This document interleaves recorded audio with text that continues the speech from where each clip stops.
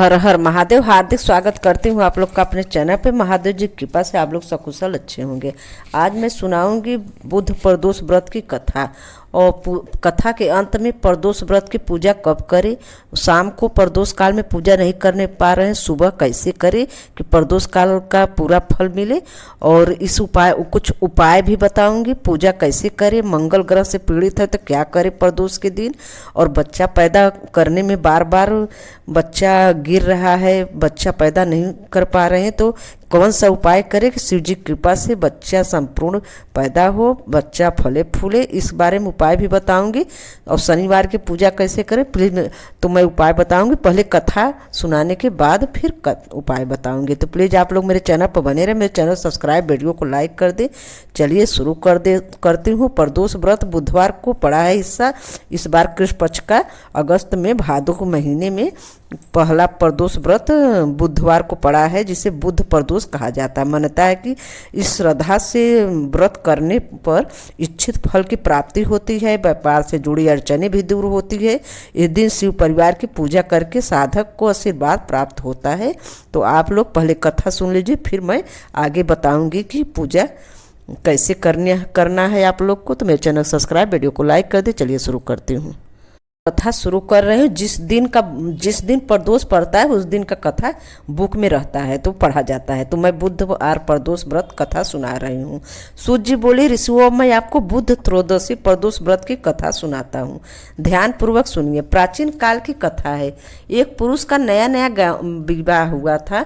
वह गौने के बाद दूसरी बार पत्नी को लिवाने अपने ससुराल पहुंचा और अपने सास से कहा कि बुधवार के दिन पत्नी को लेकर अपने नगर जाएंगे। उस पुरुष के सास ससुर ने सालियों ने बहुत समझाया कि बुधवार को पत्नी को विदा करा के ले जाना शुभ नहीं है, लेकिन वह पुरुष अपनी जिस टस से मस नहीं हुआ।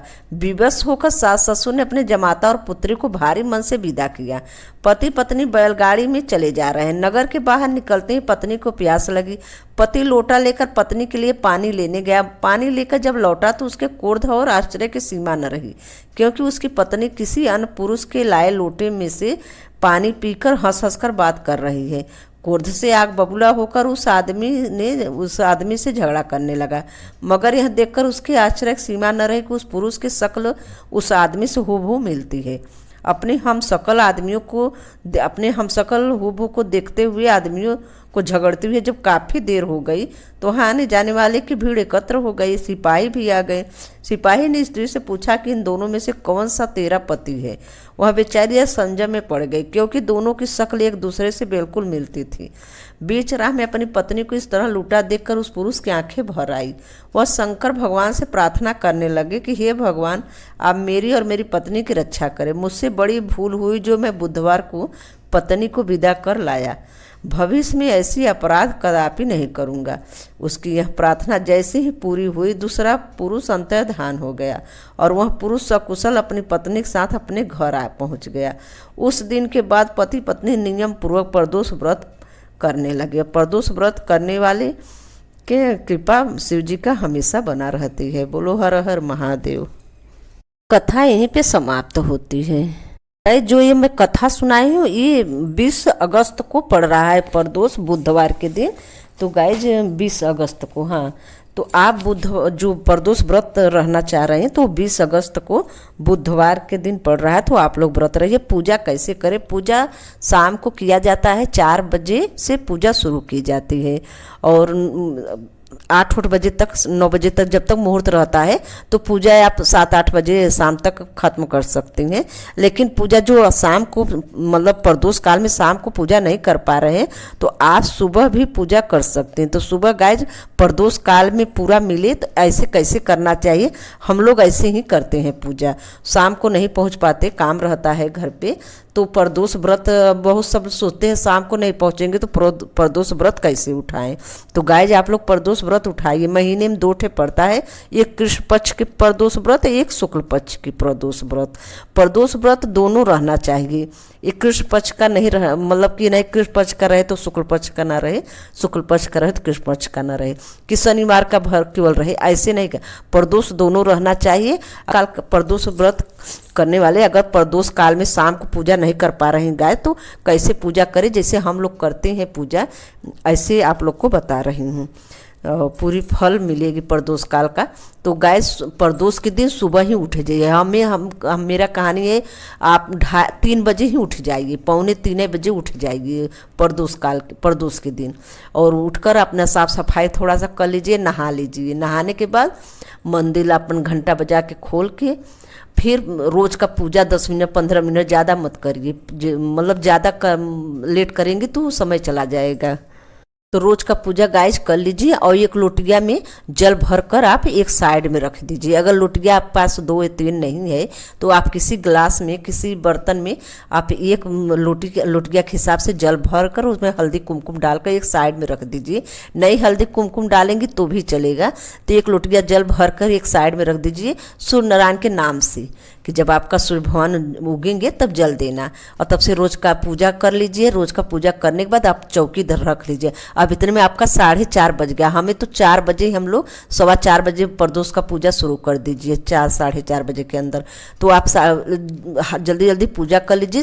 4:15 बजे आप प्रदोष का पूजा शुरू कर दीजिए। चौकी रखिए, अगर चौकी नहीं है तो स्टूल छोटा सा एक ले लीजिए, मतलब बड़ा का चौकी नहीं रख पाएंगे तो जगह अगर नहीं होगा तो छोटा सा आता है साइड का जो स्टूल आता है, और वो आप चौकी बिछा लीजिए। चलिए हो गया, चौकी बिछा लीजिए, चौकी पर पीला कपड़ा बिछा लीजिए, और शिव जी का, बाबा का अगर मूर्ति रखें मूर्ति, फोटो रखें फोटो, शिवलिंग रखें शिवलिंग, वो उनका खूब विधिवत, जैसे एक दिन पहले ही इकट्ठा कर लेना होता है फूल पत्ती बेलपत्र। उसे गए सोमवार को बेलपत्र नहीं तोड़ना चाहिए, तो आप बेलपत्र सोमवार एक दिन पहले तोड़ लीजिए। अगर सोमवार को नहीं पड़ा है, प्रदोष बुधवार को पड़ा है, तो बुध रात को तोड़ने जाएंगी नहीं, एक दिन पहले ही सारा इकट्ठा कर लेना होता है। तुलसी पत्र डाल के आप फ्रिज में रख दीजिए। तुलसी पत्र नहीं चढ़ाया जाता शिव जी को, लेकिन फिर भी फूल में डाला जाता है, फूल में डालने से दोष नहीं है।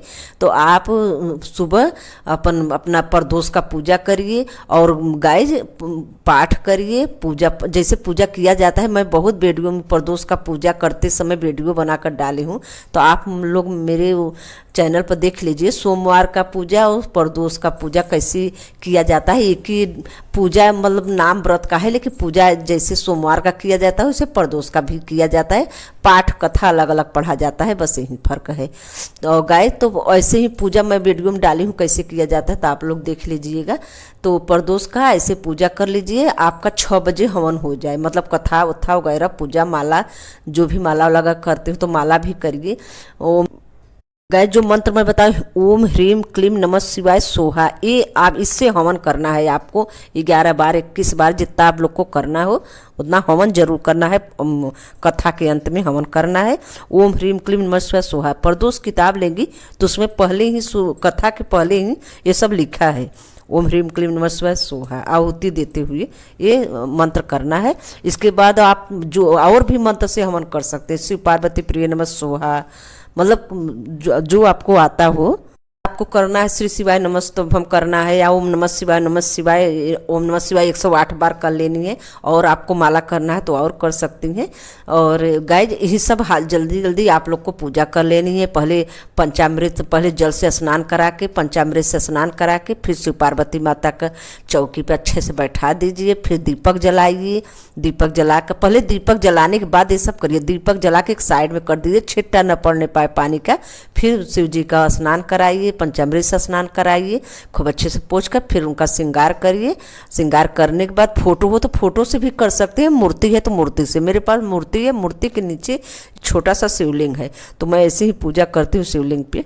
और माता पार्वती को अच्छे से सिंदूर लगाइए, अपने भी लगाइए। ऐसे पूजा करके आप पाठ करिए। पाठ करने के बाद हवन कर दी 6 बजे। अगर आपका पूजा हो गया 6 साढ़े 6 बजे, 6:30 बज जाए तो कोई बात नहीं, क्योंकि 6 बजे तक ब्रह्म वो था प्रदोष काल बोला जाता है। तो गाइज आप 6:30 बजे तक कर सकती हैं। 7 बजे 6 साढ़े 7 बजे तक प्रदोष काल बोला जाता है। तो आप ऐसे पूजा कर लीजिए, हवन कर लीजिए।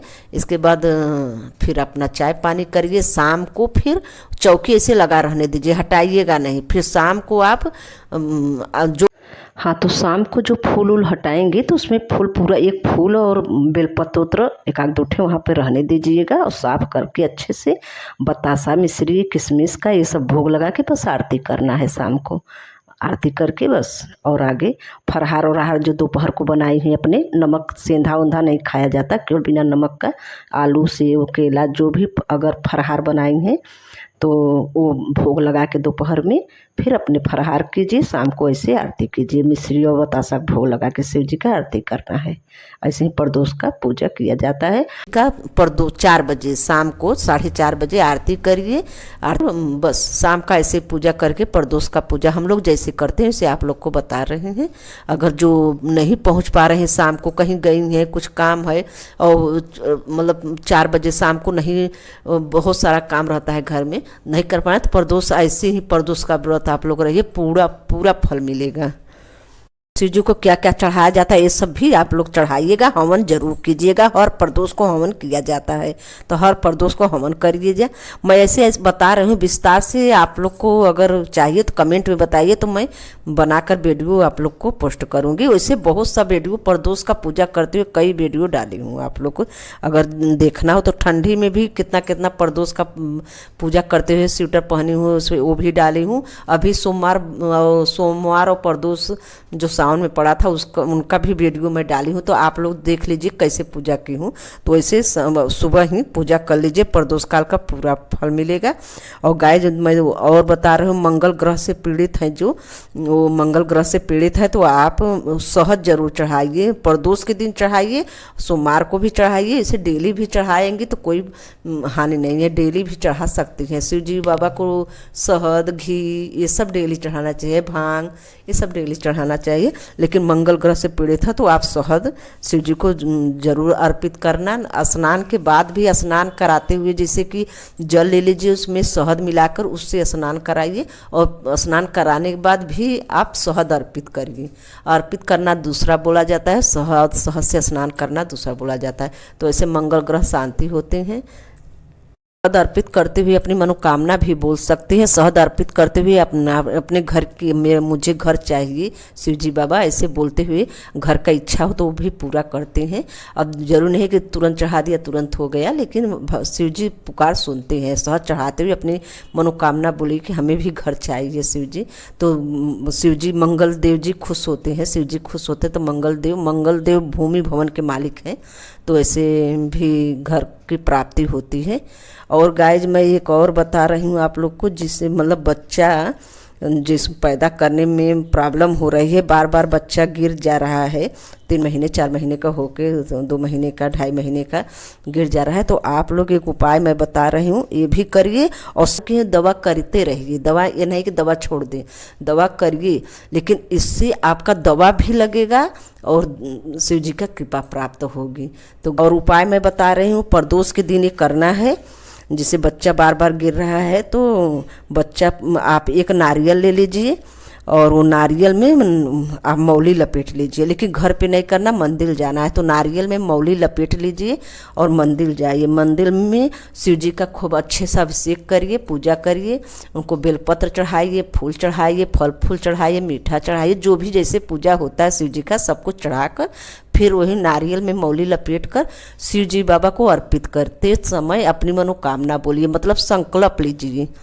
आप संकल्प लेते ही समझा आपकी मनोकामना पूर्ण हो गई। तो आप शिव जी को चढ़ाते हुए संकल्प ये लीजिए कि शिव जी बाबा मेरा बच्चा पूर्ण रूप से पैदा हो और फले फूले, और पूर्ण मतलब गिर जा रहा है उस पर, मतलब मेरा बच्चा संपूर्ण पूरा पैदा हो शिव जी बाबा, निके सुखे बुद्धि ज्ञान सहित, और मेरा बच्चा फले फूले। और मेरा बच्चा जब मतलब हो जाएंगे बच्चा, तो हम रुद्राभिषेक अगले साल कराएंगे। तो आप पेट में बच्चा है तब ये चढ़ाना है जिसको।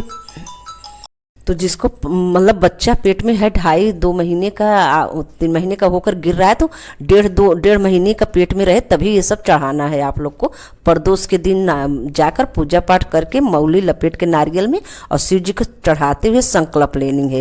ये बहुत उपाय, बहुत ज़बरदस्त शिव जी की कृपा उपाय है, तो आप लोग बहन लोग करिए और इसी आप शिव जी को चढ़ाते हुए अपना संकल्प लीजिए कि मेरे बच्चा पूर्ण रूप से पैदा हो। शिव जी बाबा अगले साल हम अब रुद्राभिषेक करेंगे। बस ये संकल्प लेते ही आप लोग का समझे पूर्ण रूप से बच्चा पैदा होगा। लेकिन जो दवा कर रही हैं वो दवा करते रहिएगा, शिव जी के पास वही दवा अमृत हो जाएगा।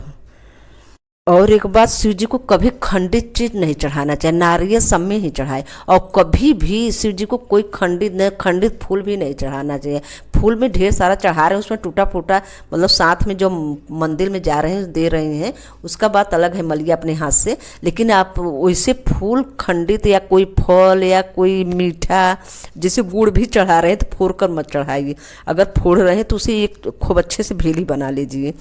इसलिए खंडित चीज शिव जी को चढ़ता ही नहीं, कोई भी खंडित चीज नहीं चढ़ता है शिव जी, मतलब खंडित चीज चढ़ता ही नहीं। सब पूरा पूरा रहे, सम्मा रहे, अखंडित न रहे।